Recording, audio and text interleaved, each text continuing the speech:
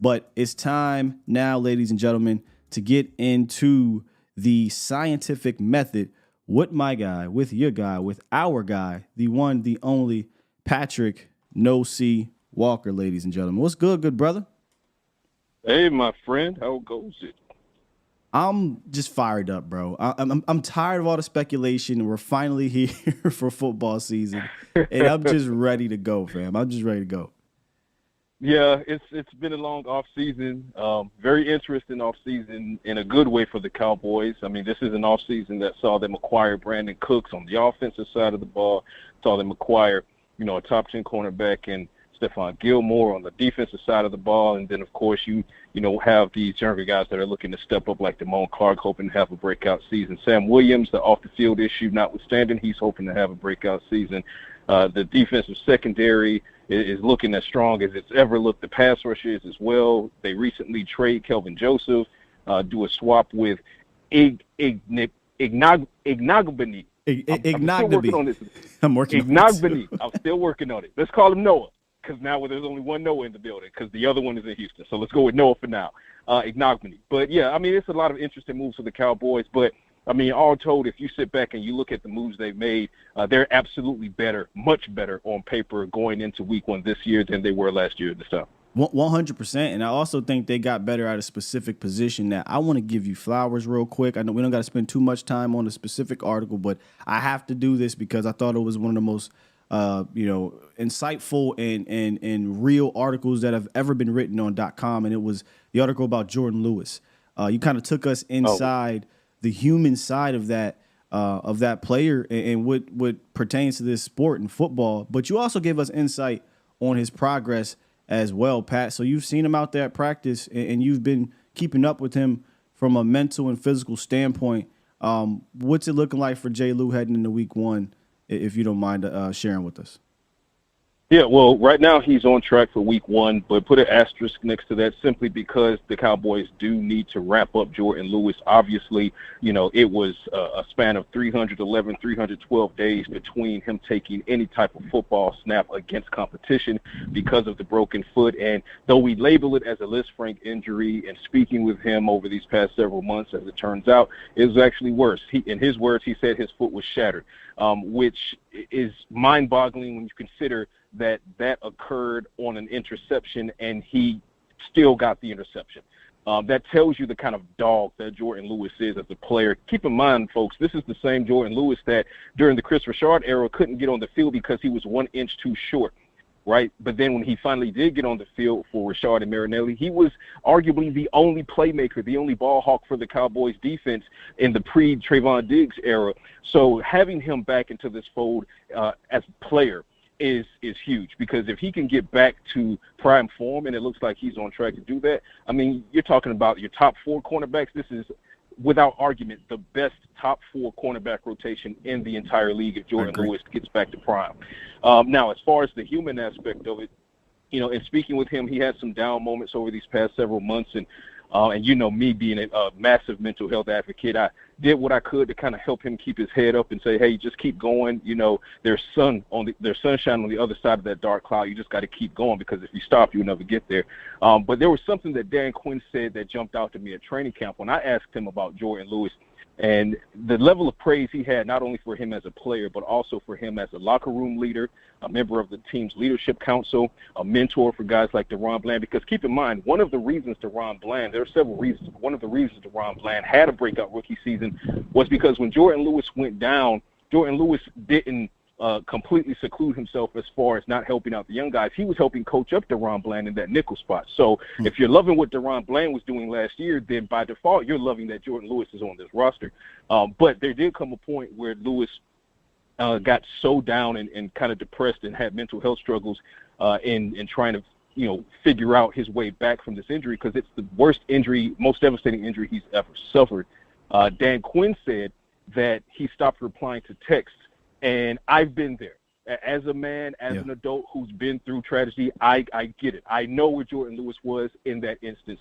But for Dan Quinn to then, get with Joe Witt, to get with Al Harris, to get with some of these defensive players, and literally show up at Jordan's front door to force him to remain connected emotionally and mentally, that Jordan Lewis said was the turning point in his rehabilitation. That's what put him ahead of schedule in his rehabilitation, because in his words, Steele, he said, for those guys to fight for me the way they did made it easier for me to go out and fight for myself. So that tells you the culture of this team. That tells you at the same time how these are humans.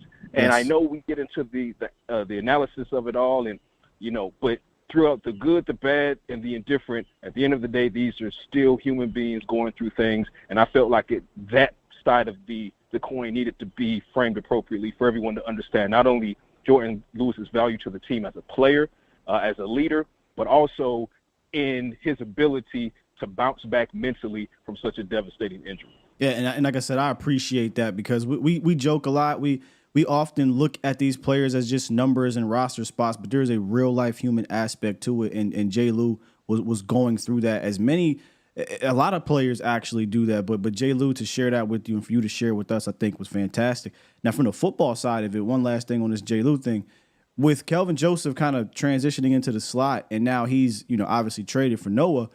Is that kind of a sign that they're confident that J. Lou can be ready and ready to go to provide you that depth at the nickel spot? Because that's what Kelvin Joseph was going to do.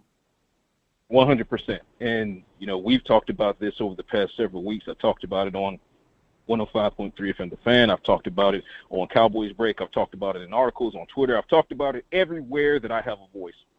And the fact is that Jordan Lewis is, in fact, and has, in fact, been ahead of schedule. He even told me at some point during training camp, if the Cowboys had a game in July, he could have played in that game. That's how ahead of schedule he was. So for anyone to have too much concern, I'm not going to say you shouldn't have any concern, because he's coming back from a devastating foot injury. Cornerback, obviously, it makes sense that you'd have some worry there and wait and see where he goes. But to presume that he's not ready to practice and he may not be ready for week one, that's completely off base.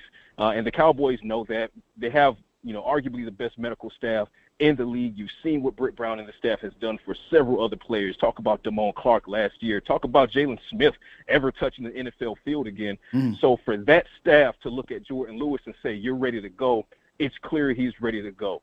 He's running full stride. He's running full speed. He's doing the cuts. He's doing everything he needs to do physically. So 100% he's fine physically.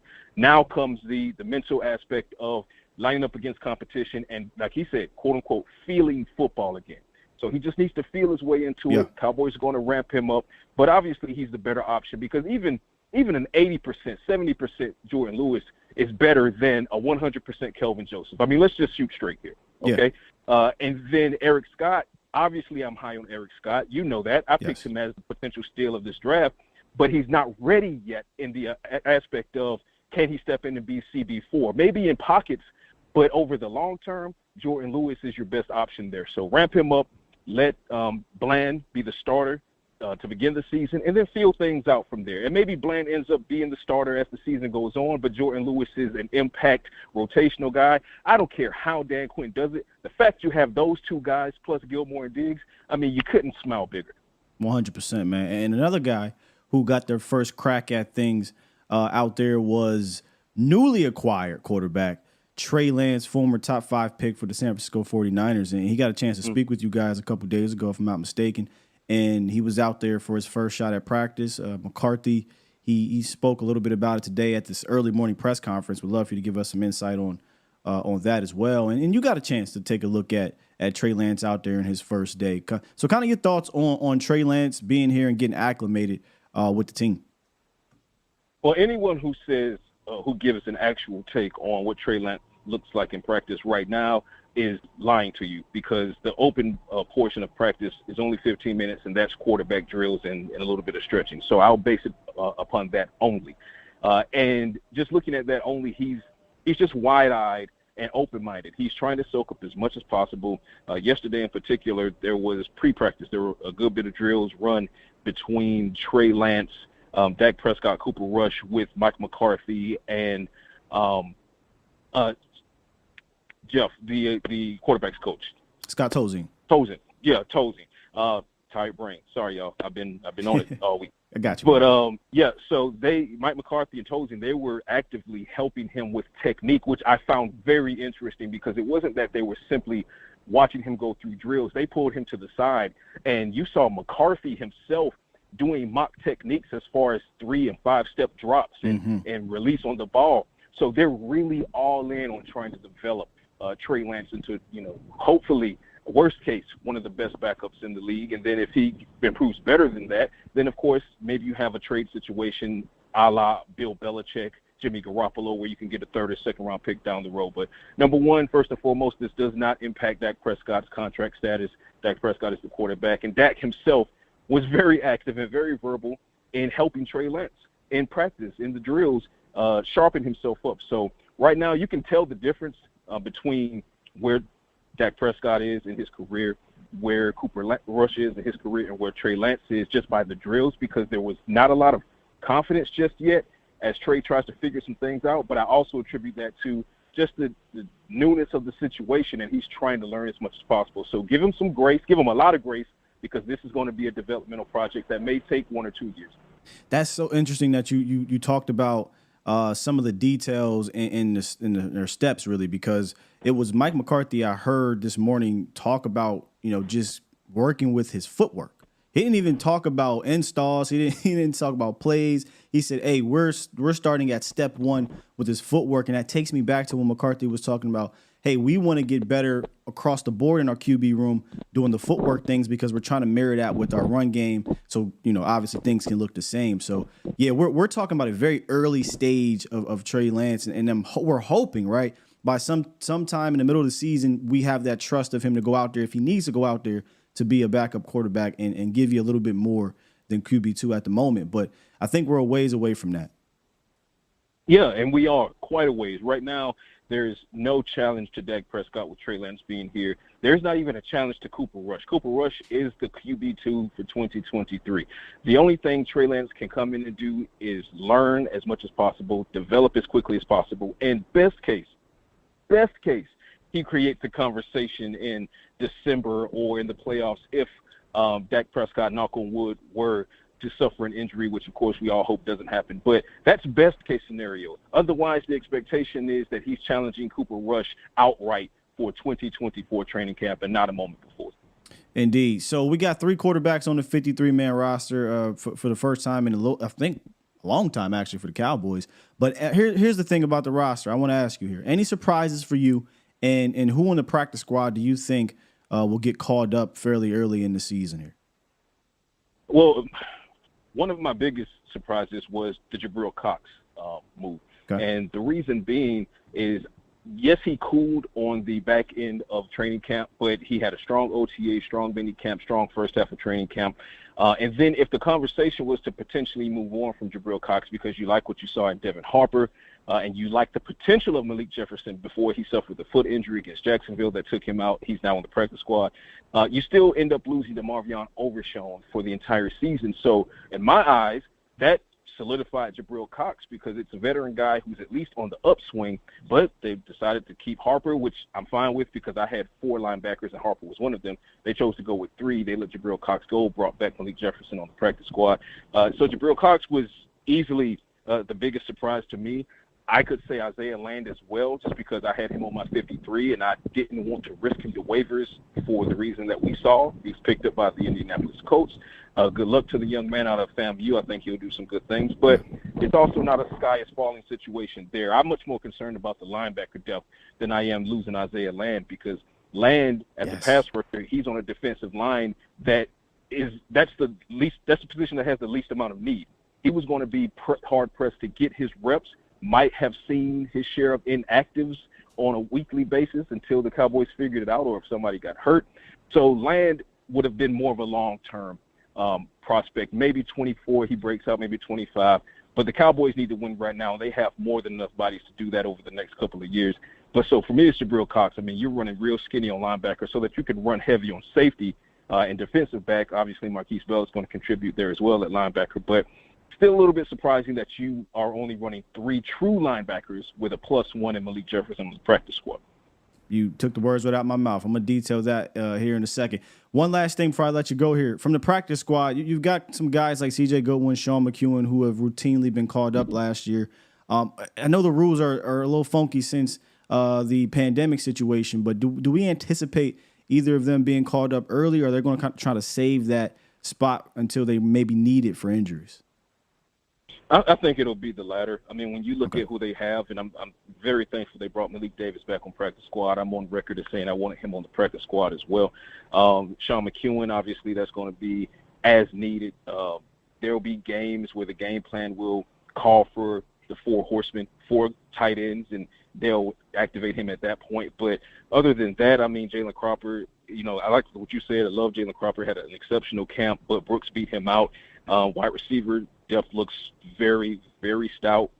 I think really when you go down the list, it's probably going to be one or two of these offensive linemen, because the Cowboys basically sent every one of their backup centers to the street and then started bringing guys back on the practice squad. But they did that with the goal of activating some of these guys. So for those that may have forgotten, you can activate a guy 3 times, but on the 3rd time, if you want him back on your practice squad, you got to release him or waive him, risk him to free agency or the claims, and then try to get him back. But you got at least 2 activations on both of those, on any one that you bring up from the practice squad. So Bostic, he's back. You said it yourself earlier. Hoffman is back. They got Sean Harlow from the Giants. Alex Taylor, Prelo, he's there as well. So I really do believe you will see at least 1 or 2 of these offensive linemen get called up frequently over the first couple of weeks in some sort of rotation, so that the Cowboys don't burn through those 3 activations too quickly. But other than that, I think they'll pretty much stay put, barring injury at any position. My guy, man. That is Patrik No C Walker of DallasCowboys.com, the hardest working man at .com, if you ask me. Appreciate you joining us, man, as you usually do, brother. Hey, man. Fun as always, Steele. I'll talk to you guys later. Yes, indeed. And that is the science with our guy, Patrik No C Walker. Thanks for watching, and make sure to follow and subscribe to A to Z Dallas so you don't miss an episode of The Scientific Method. Every Thursday morning, 9 a.m. Central on Facebook and YouTube, with every episode available on A to Z Sports.com.